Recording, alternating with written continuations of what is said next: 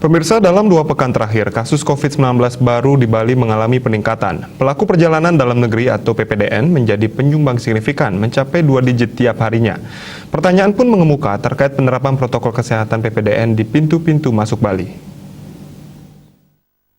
Untuk mencegah terjadinya kecolongan di pintu masuk Bali, Wakil Gubernur Bali Cokordo Oke Arte Ardana Sukwati bersama Bupati Jembrano Idengah Tambo mengecek pemeriksaan di Pelabuhan Gilimanuk. Pengecekan dilakukan terkait penerapan protokol kesehatan bagi pelaku perjalanan yang masuk ke Bali wajib dilengkapi hasil screening bebas COVID-19.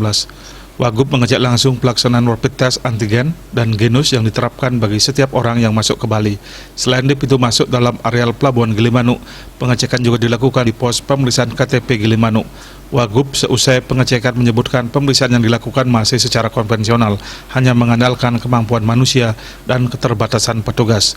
Menurutnya harus dicarikan solusi agar jangan sampai ada yang lolos dan terjadi kenaikan COVID-19 lagi. Sebab kondisi itu tentunya akan mempengaruhi pariwisata lagi. Wagub mengatakan ini persoalan-persoalan yang harus diselesaikan dan kalau manusia cenderung capek, teknologi solusinya. Surya Dharma Bali Pos melaporkan.